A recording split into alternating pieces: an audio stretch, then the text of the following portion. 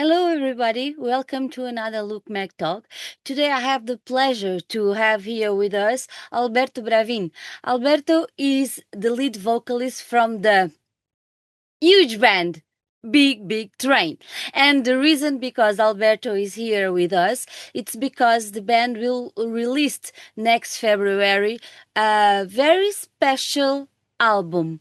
It would be called Woodcut, and it will be, I don't know, maybe mind blowing for several people, fans, and for those who doesn't know yet the band. Alberto, first of all, thank you for accepting our invitation, and welcome to our talks. Well, thank you. It's a pleasure, and super excited to talk about this. Yeah, you are going to release the Woodcut in February. It's scheduled to come out on the 6th of February. And I know this is the first concept album from the band. And I would like to ask you, what inspired you, the band and you, to release a concept album at the stage of your career, because the band was a band that began in 1919, I suppose. And so what led you to this point with the concept album? So, well, I think for a prog fan, making a concept album, it is like a dream. I mean, it's something that you want to do. Yeah. It was after our previous album, The Likes of Us, that was um, also different from anything that Big Train did in the past, because it was more. It was like there were more personal stories in the lyrics and in the kind of music that we made. This time, we didn't think about the concept album right away. Actually, it was like, okay, we want to release a new album, and actually, the story is that me and Greg, we were in Oslo, at the Munch Museum. Wow.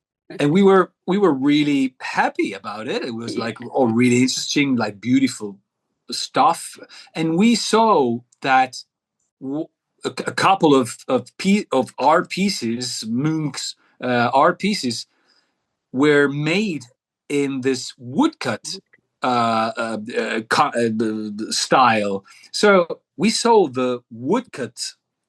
It was written there, and we just look at each other and we said, "Oh, this is the title of our concept album."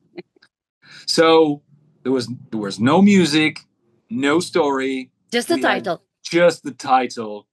And we said, like, oh, this is a great title, and I think it needs to be a concept album. Tell me one thing.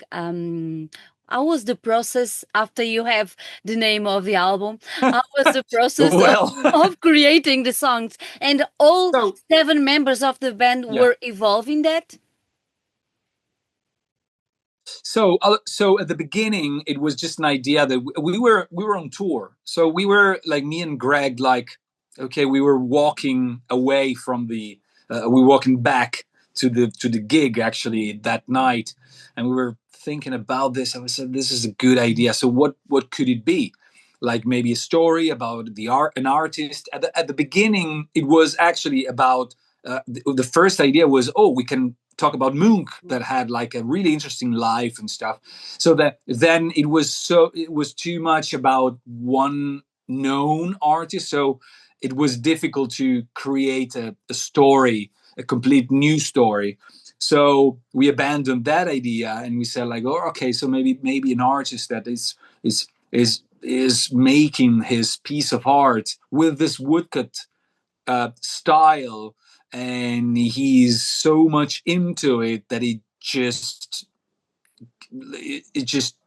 go into his own art. So it was really interesting. So, oh, this is a good idea. So we waited, I think, a couple of days, and then we were on the bus, so we started sharing the idea, and everybody was on board.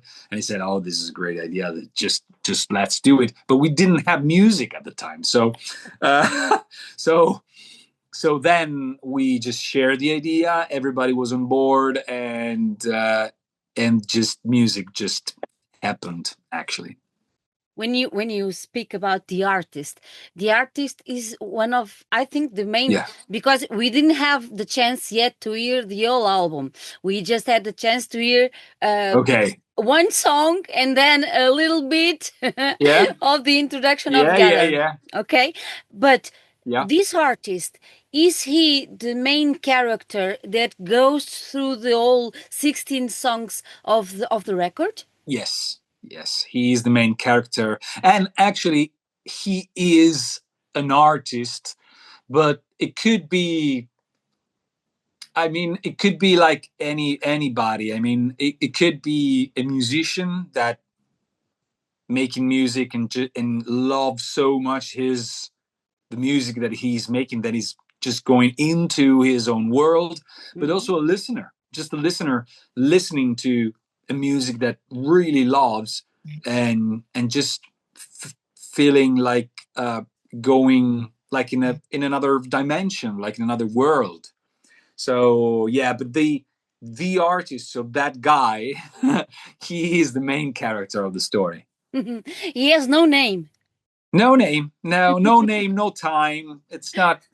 No, he is like between times and Between between time. names and between names. Yeah, You are a very famous band for telling stories, for yeah, storytelling. yes. In your opinion, what is the main difference between these songs and the others that you made before? So well, I only made actually one album. One Yeah, album. yeah. Well, With this the one out. second, yeah. This is the second. So I mean, I can talk about that, Yeah. but knowing the band now from the inside, but also knowing the band from the outside before. Um, Actually, there were. I mean, Big Train released a couple of albums that were thematic, Mm-hmm. for sure. So it would like Grand Tour or Folklore, that kind of albums that Yeah. had like a theme through all the album, through all the songs. But this time, it's kind of one song, like one hour song, and the story is one One story story. Yeah. going through uh, all the album. Let's go back a little bit more to the artist. Yeah. You released a video made by Crystal Spotlight, Mm. and it's a very nice video. Oh yeah. And I think when we see the video, kind of that we enter in the artist world, Yeah. it was important for you, the band, to have a video like this one. The aesthetic of the video, it comes to, I don't know, harmonize with the music. Oh yeah, absolutely. And Miles, the guy in Crystal Spotlight, just did like an amazing job. And actually, when I saw the video, like the first couple of fragments of the video, I said, "Wow, this is exactly what I had in my mind while I was recording the vocals." It's exactly what I was thinking. So he just created that world um, perfectly, and having a video having a video that it's not a video with us Yeah. in it, because this time it is a concept. There's no band photos. There is nothing. The album, it's about the story. It's not about us. It's just about the story. Not like the previous one that was like likes of us Yes. that talks about us. So it's a different It's story. pretty different. Pretty Yes. different. You already spoke about Greg, that you were at the museum, but he revealed something very curious, because he was very happy, very relieved when the production of the album was given to you. I Oh don't know if yeah. it was given or if you took them to you. I don't know. You Yeah. have to tell me.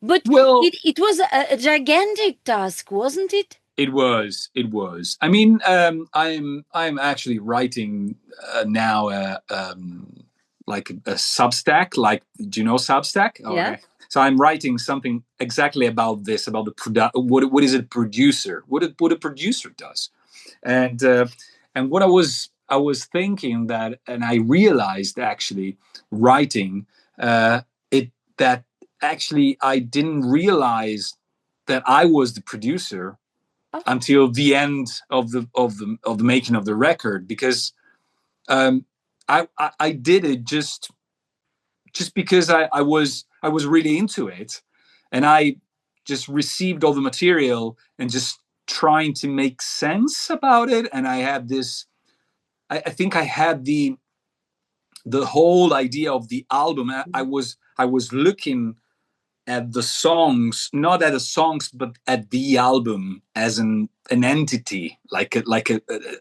his own entity. So when I received all the material, I started to cut, copy, paste, and change keys and move stuff. It was a mess, but just trying to making sense. And every time I heard like a theme or something, I just tried to put that theme on another song, maybe with another instrument or another, I don't know, arrangement or something. So it's more like classical music, but Yeah. I'm not a classical trained a musician, so a little bit, but not so much, not too much. So so I tried to do that, but it yeah, it was a gigantic task. But then actually, and then after when we went to the recording studio, it was still, I was there and just trying to have the whole idea of the album. And if I was hearing something, I said, sometimes I said, oh, this is this, can we record this theme but on that other song too. So I had just the idea, I had all the themes in my mind, I had all this, but I didn't realize it actually. And when I saw the one of the first draft of the artwork, actually it was like produced by Alberto Bravin. So I said, oh, really? I I asked Greg. I said, like, Greg, am I the producer of the album? I said, yeah, well, I think you are. Okay, so yeah, so no idea. You are the lead vocalist for the band, Yeah. and the fact that you were also the producer did influence in any, I don't know, in any kind, the way that you went to sing those lyrics, and did influence in any way or not? Well, I mean, I think so. I mean, I had when I was singing. Actually, I was in the room with Rob Aubrey, that is our sound engineer, and also with Greg, because I mean, I trust them and I know what they're like. The feedbacks that they give me are true and deep. Yeah. So so I, while I was recording the actual vocals, I just stepped back from the production side, and I was just, okay, I am the singer now. So I mean, they're telling me if everything is okay, if it needs something else, let's try this, let's try that. So yeah, I try to I try to be objective when I'm recording vocals. But actually, if you will listen to the album, everybody in the band has a lead vocal moment. So uh, sometimes if you're thinking like, oh, the singer is the producer, well, he will sing everything. Well, no, actually, no. I'm so fortunate and lucky to have 7 guys that can actually sing that well. I will make them sing. So That is lucky and very unusual, right? yeah. I mean, everybody is singing, and now we have also Paul Mitchell, the trumpet player, and the new guy in the band that live he will sing more Really? and more. Oh yeah, Wow. of course he will. Yeah, he needs to. Yeah. He needs to. He needs Yeah, to. yeah, yeah, yeah. We need. You Yeah, yeah. you already spoke about the artwork. It's the artist that made is Robert Mackenzie's, Oh and yeah. it's actually woodcut It artwork. is. It's a masterpiece. Yes. Um, how did you came about with that idea and with Richard coming to do the artwork and everything?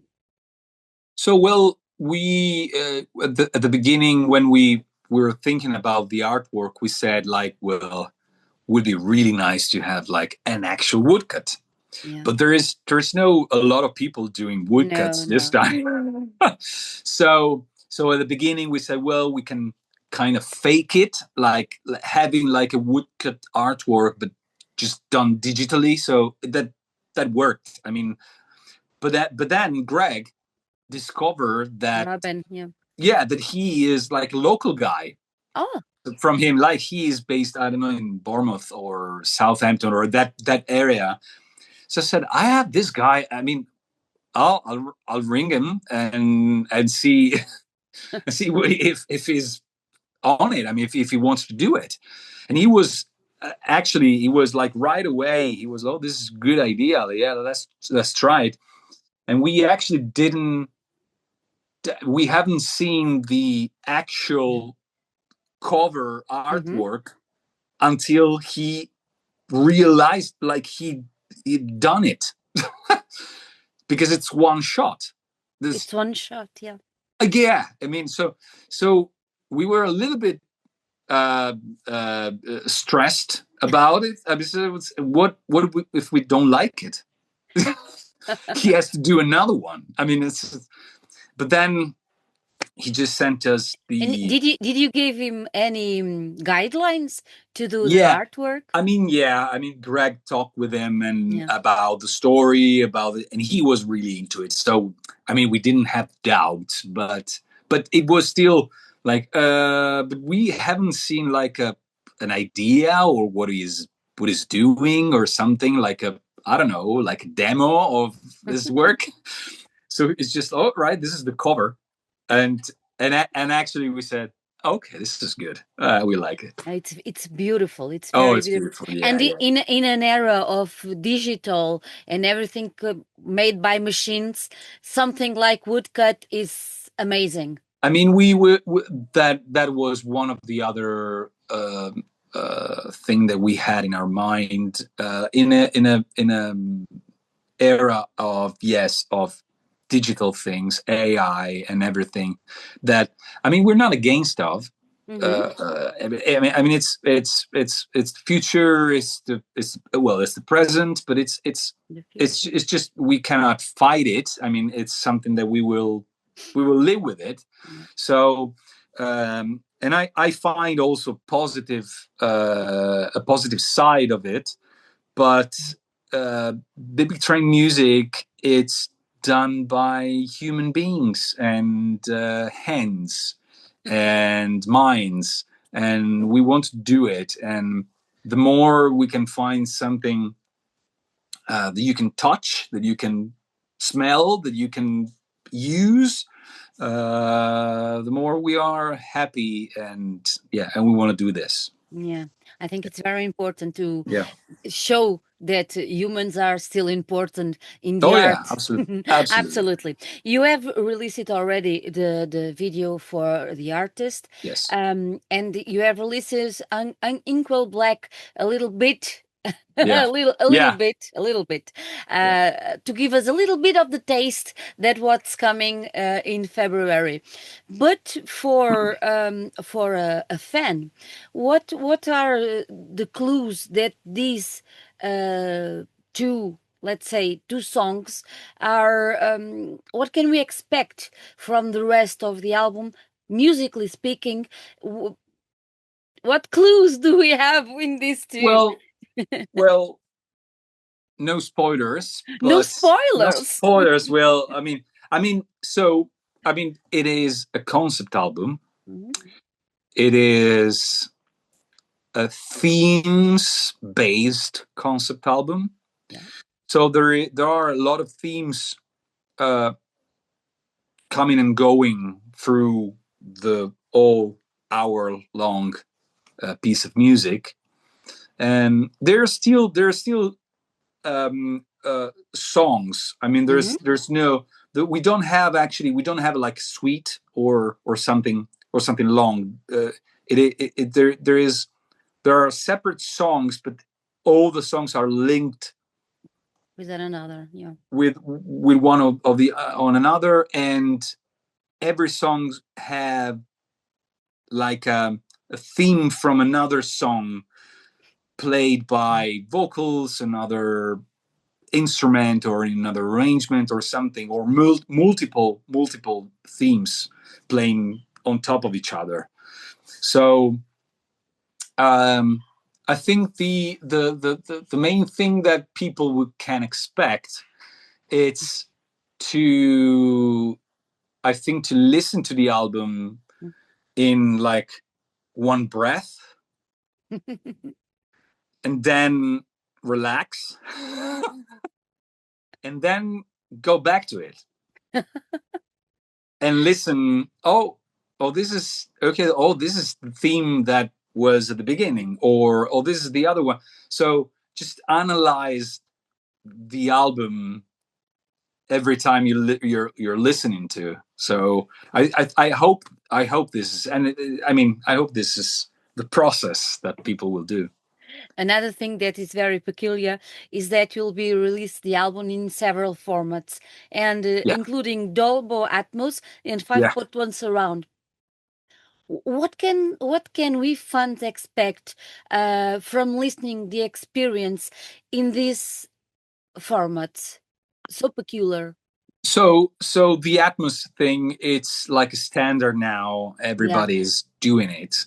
Um, I am a stereo guy. I like the stereo. So the Atmos actually kind of um, uh, emphasize the stereo image, Yeah. and make it like it's not at least what we have done. Mm-hmm. It's not a crazy surround mix with stuff coming and going and moving and that kind of stuff. It's not cinema thing. No. Because the important here is the music and the album and the concept and the story and whatever. So there, if you're putting too much objects Mm-hmm. moving around the your 360 sphere where you are when you're listening to the Atmos thing, it's distracting, and you're not listening to the album anymore, but you're concentrating to stop moving. Yeah. So actually, it's just an expansion of the stereo thing in the Atmos world. So I think it's even better if you're listening on headphones with Yep. the Atmos thing, and not really in an Atmos. At least if you have an Atmos system at your house, maybe it's good. But sometimes with the Atmos, when you move, you Yeah, little changes. yeah, stuff changes, Yeah. and it's not supposed to be, because in the stereo thing, it's the stereo thing, so it's still there. So I think with the Atmos, with the headphones, will be the best way to listen to it. But it is a standard. You need to do it, and we'll see if it's a format that will stand. Actually, will last Mm-hmm.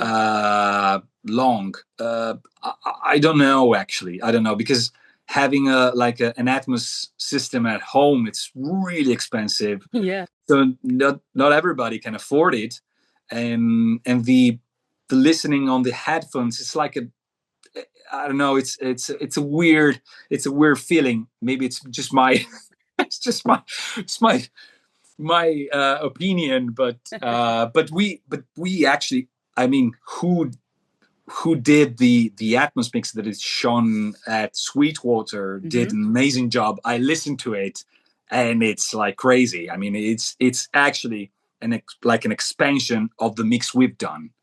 there's no tricks. That's what we wanted. Are you excited with the release of the album?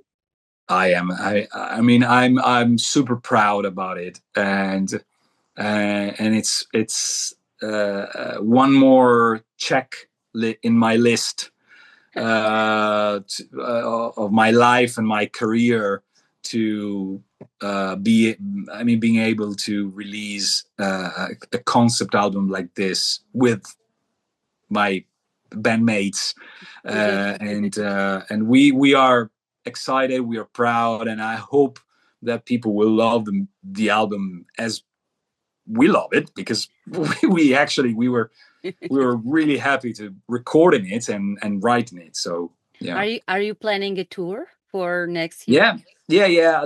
All the gigs are already out, and we are on Cruise to the Edge in March.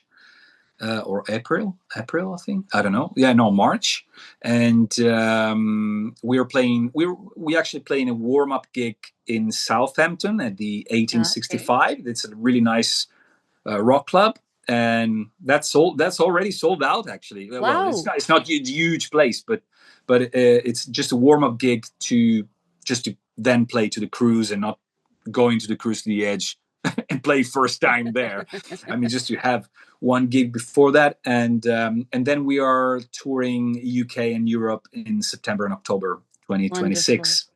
Yeah, wonderful. It's gonna be great. We I can't wait to go on the road stage again. Oh my god, yeah, can't wait. Alberto, thank you so much for being here. Thank you. It was a huge pleasure, and congratulations for the work, because it's wonderful. And Woodcut will grow and grow and grow and take the world all over the world. Thank you very much. Thank you so much. Bye-bye. Thank you. All right. Bye-bye. Thank you.